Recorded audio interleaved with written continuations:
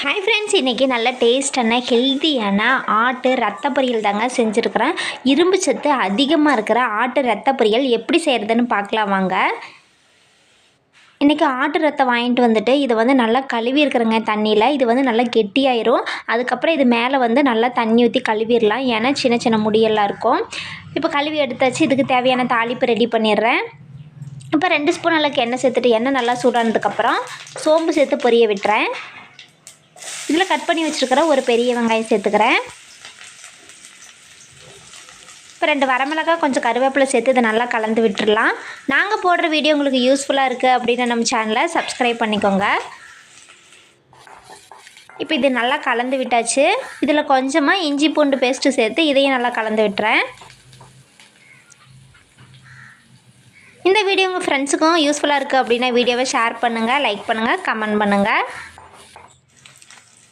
பாருங்கள், இப்போ தேவையான அளவுக்கு கறி மசாலா தூள் சேர்த்துட்டு இதை நல்லா கலந்து விட்டுறேன். இப்போ வாங்கிட்டு வந்து வச்சுருக்கிற ரத்தத்தை நல்லா கையிலே உடச்சி விட்டுருலாங்க. இப்போ நல்லா பிழிஞ்சு எடுத்துக்குங்க. இப்போ நல்லா சின்ன சின்ன பீஸாக அது கரைஞ்சிரும். இப்போ இதை சேர்த்துடலாம். இப்போ தீயை சிம்மில் வச்சுட்டு இதை நல்லா கலந்து விட்டுடலாம்.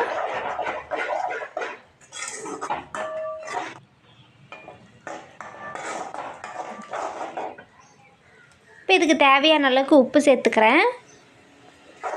கொஞ்சமாக மஞ்சள் தூள், உப்பு சேர்த்து நல்லா கலந்து விட்டுடலாம்.